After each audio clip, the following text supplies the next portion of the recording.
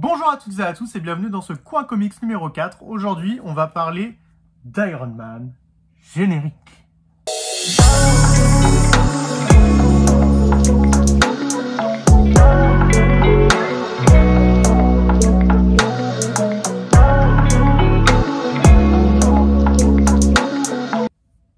Alors comme je vous le disais, aujourd'hui on va parler d'Iron Man, d'un comics Iron Man qui s'appelle Iron Man Extremis.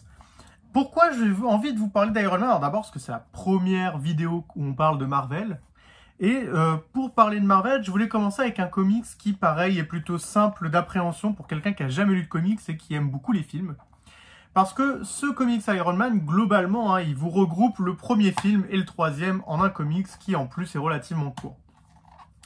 Alors, c'est un comics qui est écrit par Warren Ellis et qui est dessiné par Adi Granov. Vous allez voir, c'est un trait qui est très sympathique. Enfin, moi, en tout cas, c'est un trait que j'aime beaucoup, Adi Granov. Je trouve que ça magnifie le personnage d'Iron Man.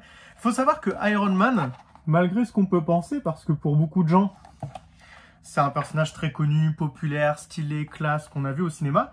Mais en réalité, en comics, c'est un personnage qui a jamais intéressé beaucoup de monde. C'était souvent un personnage un peu ringard, un peu chiant, dont on racontait un peu la même chose.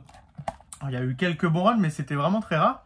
Et ce qui est bien avec ce comics, c'est que vraiment, si vous n'avez jamais lu de comics de votre vie, et bah, celui-là, il vous permet d'introduire le personnage d'Iron Man. Il n'y a que Iron Man dedans, il n'y a aucun autre super-héros à connaître ou qui va s'incruster dans le comics.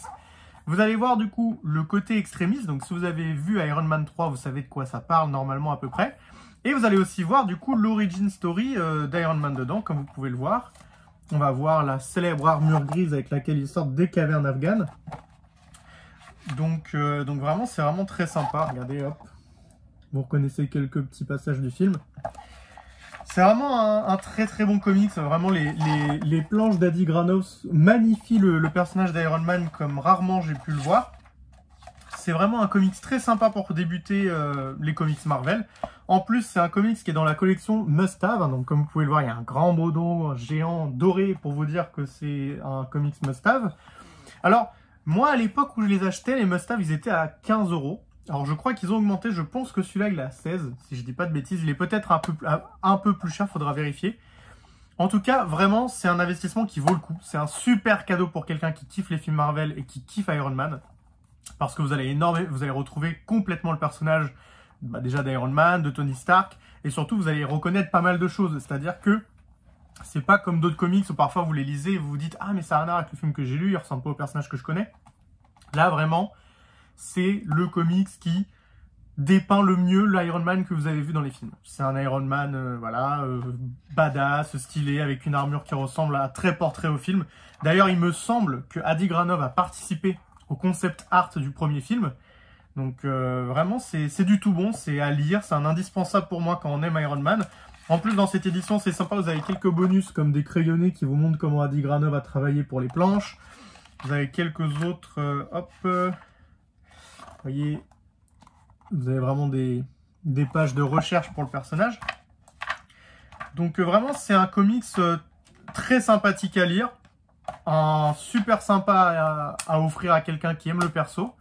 Moi, en tout cas, c'est un comics que je vous recommande. C'est rare les gens qui sont déçus. Au pire, vous trouvez ça lambda. Ou alors, en général, quand vous avez déjà vu les films, vous n'allez pas être surpris parce que ça raconte des choses très similaires. Par contre, oui, vraiment, si vous êtes fan du personnage d'Iron Man et que vous voulez voir d'où viennent les films, de quoi ils ont été inspirés, bah écoutez, le premier film Iron Man, si je dis pas de bêtises, c'est 2008. Celui-là, c'est 2005. Donc c'est 3 ans avant le film. Et vous allez voir, ça ressemble très portrait à ce qui est sorti dans le film. C'est très sympathique à lire. Et encore une fois, je vous recommande.